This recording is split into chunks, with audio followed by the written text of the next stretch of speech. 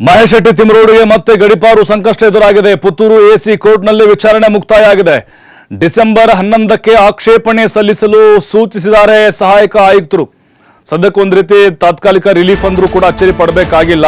ಆಕ್ಷೇಪಣೆ ಸಲ್ಲಿಸಲಿಕ್ಕೆ ಅವಕಾಶ ಕೊಟ್ಟಿದ್ದಾರೆ. ಬಟ್ ಸಂಕಷ್ಟ ಅದು ಕಂಟಿನ್ಯೂಸ್ ಆಗಿ ಹಂಗೆ ಮುಂದುವರಿಯುತ್ತೆ. ಗಡಿಪಾರದು ವಿಚಾರಣೆಗೆ ಹಾಜರಾಗಿದ್ರು ಇವತ್ತು ಮಹೇಶ್ ಶೆಟ್ಟಿ ತಿಮರೋಡಿ. ಆಕ್ಷೇಪಣೆ ಸಲ್ಲಿಸಬಹುದು, ಅವರಿಗೆ ಮುಕ್ತವಾದಂಥ ಅವಕಾಶ ಇದೆ. ಗಡಿಪಾರು ಆದೇಶ ಊರ್ಜಿತಕ್ಕೆ ಸಿದ್ಧತೆ ನಡೆಸಿದ್ರು ಆಯುಕ್ತರು. ಕೋರ್ಟ್ಗಳ ತೀರ್ಪುಗಳ ದಾಖಲೆ ಕೊಟ್ಟರು ತಿಮರೋಡಿ ಪರ ವಕೀಲರು. ಪೊಲೀಸರ ವರದಿಯಲ್ಲಿ 1997ರ ಹಳೆಯ ಪ್ರಕರಣವನ್ನು ಉಲ್ಲೇಖಿಸಿದ್ದಾರೆ.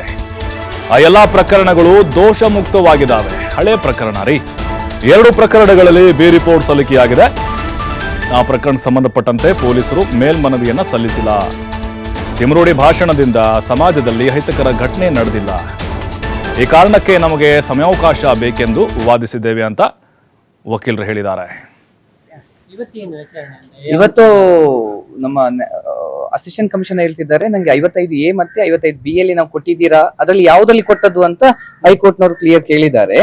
ಅದು ನಂಗೆ ಸ್ಪಷ್ಟೀಕರಣ ಕೊಡ್ಬೇಕು ಅಂತ ನಾವು ಹೇಳಿದ್ದೇವೆ.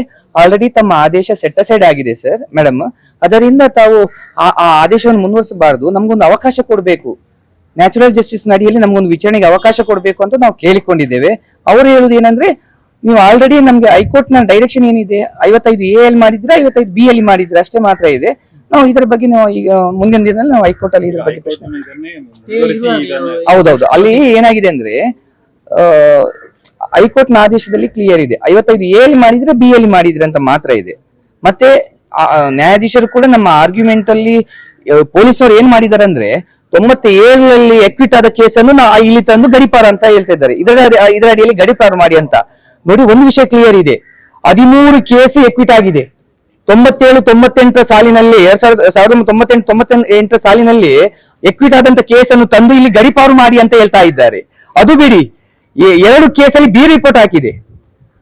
ಅದರಿಂದ ಇಲ್ಲಿ ಏನಾಗಿದೆ ಅಂದ್ರೆ, ಗಡಿಪಾರು ಮಾಡ್ಬೇಕಾದ್ರೂ ಕೂಡ ಇಲ್ಲಿ ನಾವೇನು ದರೋಡೆ ಮಾಡ್ಲಿಲ್ಲ, ನನ್ನ ಭಾಷಣದಿಂದ ಎಲ್ಲಿಯೂ ಕೂಡ ಕೋಮುಗಲಭೆ ಆಗ್ಲಿಲ್ಲ, ಯಾವುದೇ ಅಹಿತಕರ ಘಟನೆ ಆಗ್ಲಿಲ್ಲ, ಸರಿಯಾ?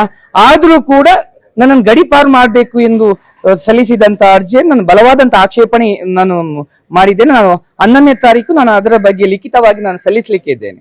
ನಾಡ್ದು 11ನೇ ತಾರೀಕಿಗೆ